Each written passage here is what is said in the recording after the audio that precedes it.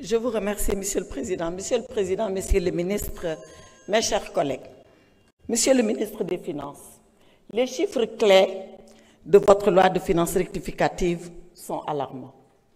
Vous nous annoncez une baisse presque généralisée, en tout cas une baisse extrêmement importante des recettes fiscales.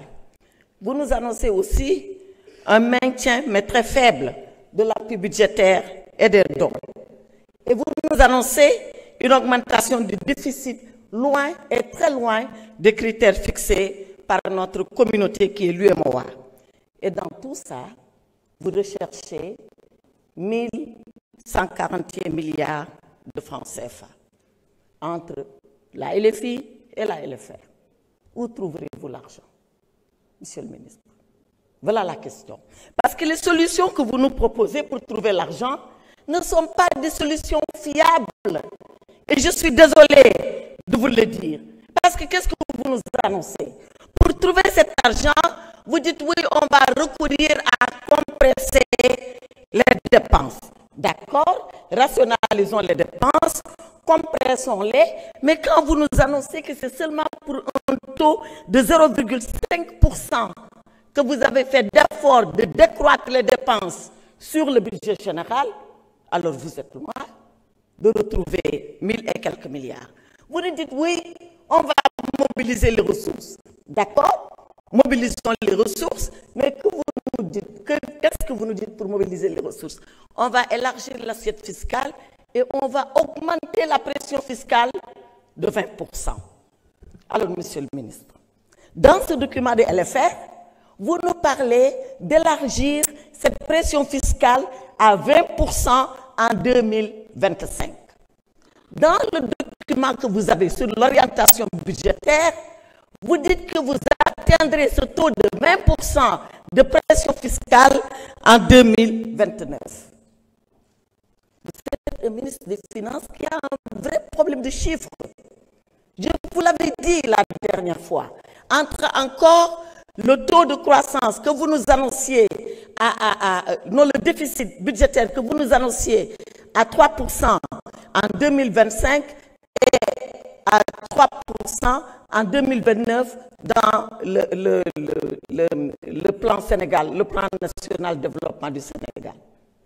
Mais Monsieur le ministre, il faut revoir ces chiffres-là. Vous ne pouvez pas nous dire que la pression fiscale, elle va être de 20% en 2025 et annoncée dans le document qui suit, elle sera de 20% en 2029. Mettez cela en phase. C'est pour ça qu'on ne peut pas croire à ce que vous nous dites. Et toujours dans le sens de trouver des solutions, vous nous parlez de gestion prudente de la dette. Mon honorable collègue Djimo Souaré a dit tout à l'heure que sur la dette, nous devons avoir une position nationale. Nous devons avoir une position nationale tout en nous disant la vérité. Et cette vérité-là, vous l'avez, Monsieur le ministre. Quand Abdou Mbow est venu ici à ce pupitre, vous avez une réaction presque de politique pour quelqu'un qui n'en fait pas, même si on vous encourage à le faire. Ne glissez pas sur ce terrain-là. Ne glissez pas sur ce terrain. Et vous l'avez dit vous-même, qu'ici au Sénégal, la tradition républicaine, c'est que les ministres des Finances en général, ceux-là qui s'occupent de finances en général, ne font pas de politique. Restez comme vous êtes. Et comme vous êtes, sortez les vrais chiffres. Ya fi nekkoon démb, ya fi ne tey. Wala loolu dañ kaa fàtte. Ya fi nekkoon démb de. Quand on parle de ces chiffres-là, de notre temps, yow ya fi nekkoon. Te ya fi ne tey. Kon bok, li xew yow xam nga ko. Li xew yow kenn du la ko nettali. Li xew yow kenn du ñu naan la dafa ñuul te fekk dafa weex. Moi, je ne nie pas qu'on s'est endetté. Je ne le nie pas parce que je suis comme cela, parce que je sais que les États marchent comme ça. Qui ne s'endette pas? Ayons les vrais chiffres, disons-nous la vérité, mettons-nous d'accord sur ce qu'il faut pour faire avancer le Sénégal et sortons de ces querelles stériles et puériles qui ne nous ramènent à nulle part. Alors, je reviens sur la gestion prudente de la dette. Quand on voit la frénésie avec laquelle vous empruntez, on doit nous mettre d'accord sur quoi être prudent. Donc, monsieur le ministre, voilà les raisons qui font que moi, je doute de la sincérité de votre LFR et je ne peux pas la voter. Je ne peux pas la voter parce que tous les filets sociaux, vous les avez mis par terre. Les bourses de sécurité familiale, la CMU, vous en parlez. Le RNU, vous dites que vous allez le faire, mais faites-le parce que c'est très simple à faire le RNU pour revenir sur les bourses de sécurité familiale.